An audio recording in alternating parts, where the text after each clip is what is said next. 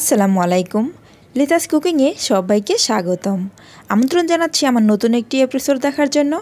আজকে আমি তৈরি করব ফুলকপি দিয়ে ভীষণ মজার একটি রেসিপি। আশা করি আমার আজকের রেসিপিটি আপনাদের কাছে ভীষণ ভালো লাগবে।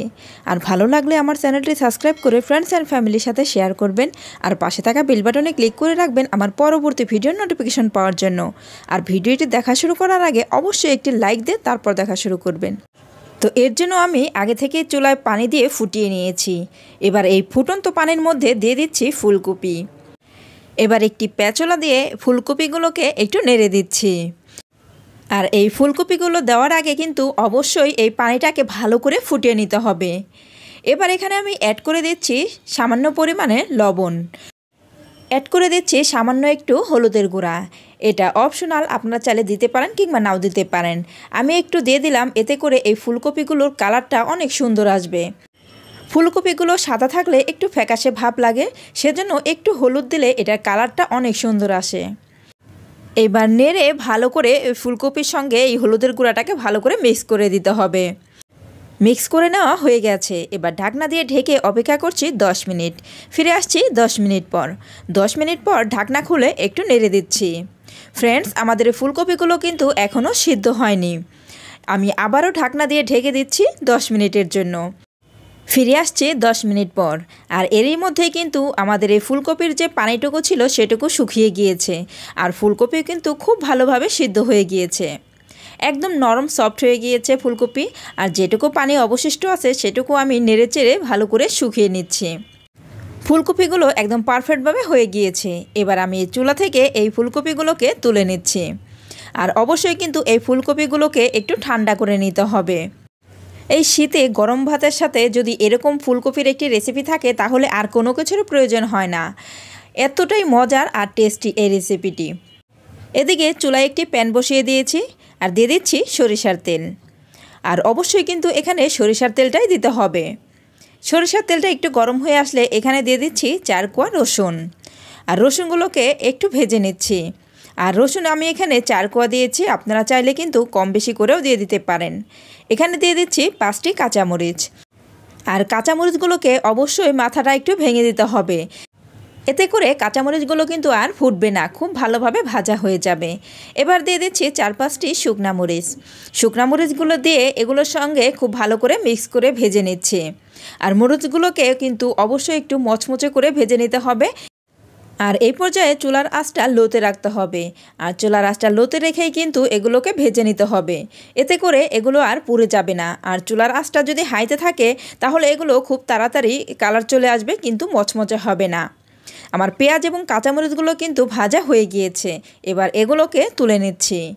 আর শুকনো মরিচগুলো কিন্তু আমি আরও 1 মিনিট ভেজে নিচ্ছি, এতে করে এটা অনেক মচমচে হবে।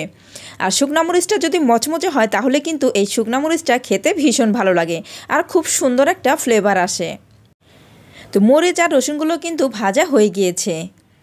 এবার একটি মিক্সিং বল নিয়েছি। এখানে নিয়েছি 2 টেবিল চামচ পরিমাণ পেঁয়াজ কুচি। নিয়ে নিয়েছি শুকনা মরিচগুলো। আর শুকনা মরিচগুলো কিন্তু অবশ্যই বুটাটা ফেলে দিতে হবে। নিয়েছি ভেজে রাখা রসুন এবং কাঁচামরিচ। অ্যাড করে দিচ্ছি 2 টেবিল চামচ পরিমাণ ধনিয়া পাতা কুচি। আর ধনিয়া পাতা কুচিটা একটু বেশি দেওয়ার চেষ্টা করবেন, এতে কিন্তু খেতে ভীষণ ভালো লাগবে। এবার নিয়ে নিচ্ছি পরিমাণ মতো লবণ। আর লবণটা কিন্তু এখানে খুব বেশি দেওয়া যাবে না, কারণ লবণটা কিন্তু ফুলকপির মধ্যে আমরা আগেও দিয়েছি, সেজন্য এই পর্যায়ে লবণটা একটু বুঝে তারপর অ্যাড করে দিতে হবে। এবার আমি প্রথমে শুকনো মরিচগুলোকে ভালো করে গুঁড়ো করে নিচ্ছি। আর আমি শুকনো মরিচটা কিন্তু একদম মচমচে করে ভেজে নিয়েছি, সেজন্য খুব তাড়াতাড়ি কিন্তু শুকনো মরিচটা কিন্তু ভেঙে গুঁড়ো হয়ে গিয়েছে।